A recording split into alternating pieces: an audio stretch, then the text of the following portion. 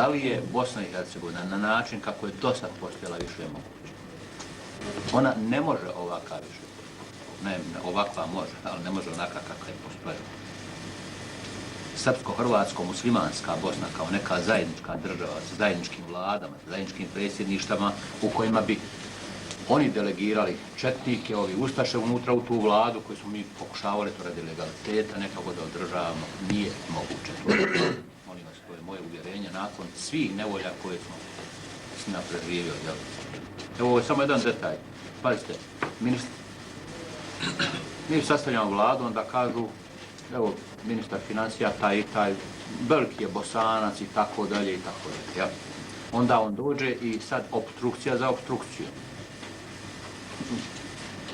Pelivan, nekakav damo onaj, guverner banke, kako se zvao onaj, Andrijašević, tako dalje.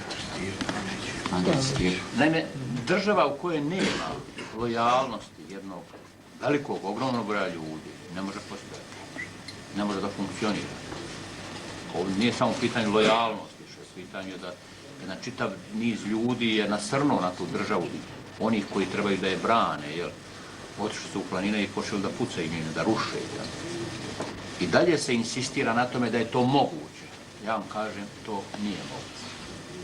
Moguća je jedna nova Bosna i Hercegovina, jednog dana, drugačije, ali sa njima nije moguće.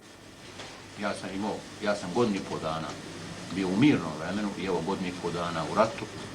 Moje iskustvo, ja mislim da je to i vaše iskustvo, ako hoćete da budete pred sobom iskreni, takva država nije moguća.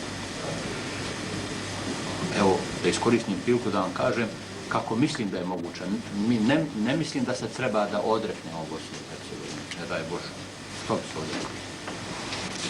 Kad smo platili tolike žrtve, kad smo podnijeli tolike patnje, mi treba da se nastavimo da se izborimo konačno da imamo Bosnu i Hercegovinu kao državu, imamo pravo na nju.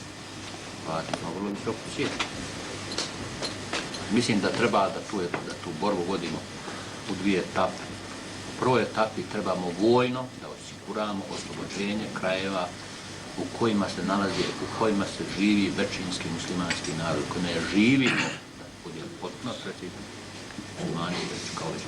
Zato što je to narod koji je podnio najviše, koji na koncu konaca najviše zainteresovan za tu Bosnu i Hercegovinu, koji je sasvim sigurno je lojalan, jer druge domovine nema, i koji je teret rata da tu Bosnu i Hercegovinu platio najvišom cijenom.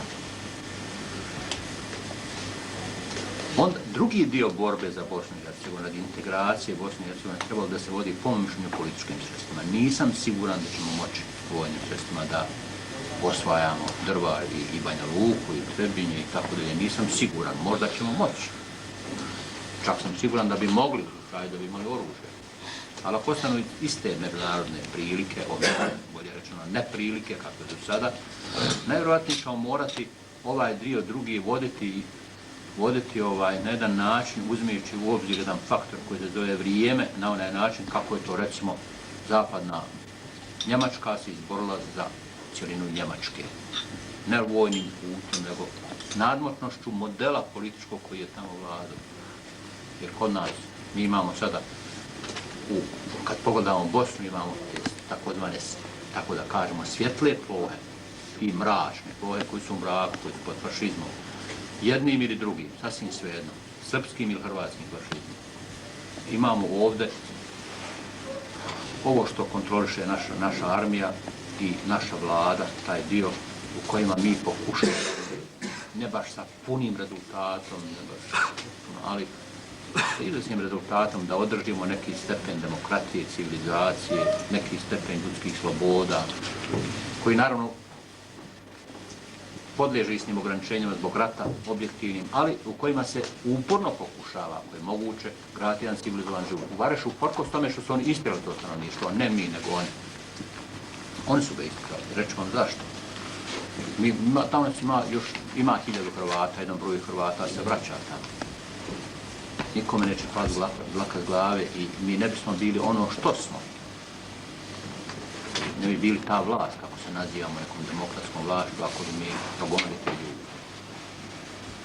Mi ćemo pokušati da na ovom oslobođenom dijelu Bosne i Hercegovine nikad se ne odričući, ne zaboravljajući onaj ostali dio. Mi ćemo pokušati da organizujemo jednu vlast koja je dostojna konca 20. vijeka je dostojna i koja će poštovati neke minimalne, osnovne, elementarne standarde civilizacije, civilizovanog načina življenja. A to znači, prevedeno na politički jezik, da imamo Bosnu i Hercegovinu u kojoj neće niko biti progonjen zbog svoje vjere, zbog svoje nacije, zbog svog političkog uvjerenja. Zbog te tri stvari neće biti niko progonjen. To bi mogla da bude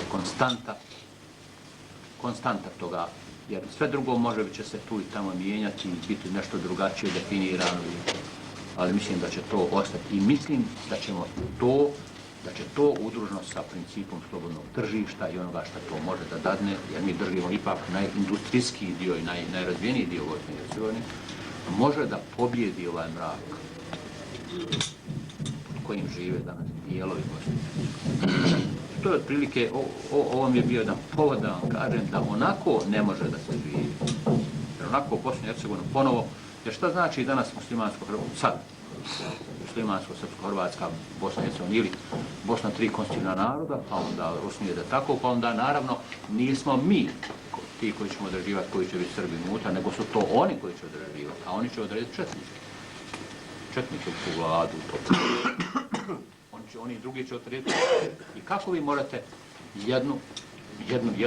imati jednu demokratsku vladu plus sa ustašama i četnicima, pošto smo to sad imali, koji će onda bilo izravno rušiti tu državu, bilo opstruirati na svakom koraku.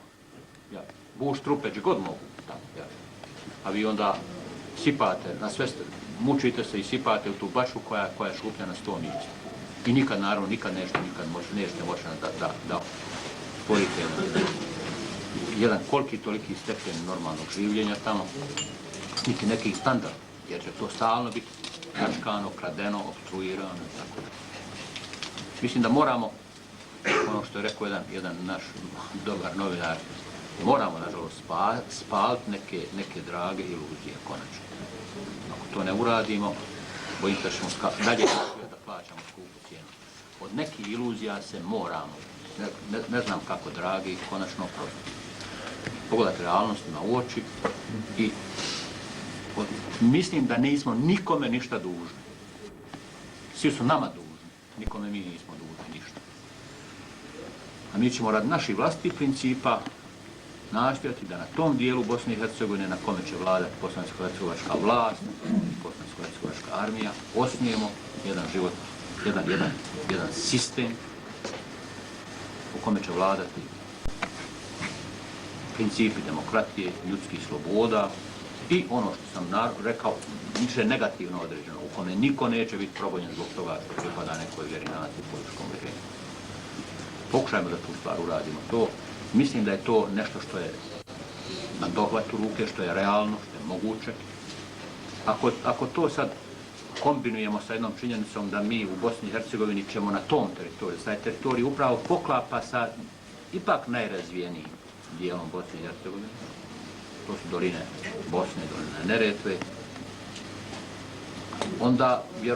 onda ima i sa činjenicom da ćemo vjerovatno mi biti oni kojima će svijet pomoći da se podigne iz ove nevolje, iz ovog pepela. Dobit ćemo pomoć, to je sigurno, i od istoka i od zapada.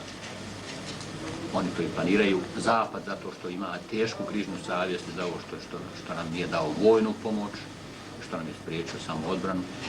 Oni spremaju neke programe rekonstrukcije Bosne i Hercegovine i vjerovatno će učiniti. Daće nam one početne impulse, daće nam kapitala, nešto da pokre, da se dignemo iz ove nevolje ovdje. A mislim da će muslimanski svijet pomoći. On nije mogao vojno pomoći. Postoji dobra volja da nam se pomogne. Međutim, odnosi snaga i sile koje ovdje vladaju i tako dalje čine da muslimanski svijet ne može bitno pomoći sada. Ali je sasvim sigurno da će biti jedan vrlo važan faktor buduće rekonstrukcije Bosne i Hercegovine. Uzmejući u obzir sve te činjenice, ja mislim da možemo, naravno pod uvjetom da preživimo ovi narednih teških pola godine koje nas čekaju, koje imamo pred sobom, da iz te nevolje izađemo. Ja mislim da mi imamo razloga da se istnim pouzdanjem, nadom gledamo u tu budućnost.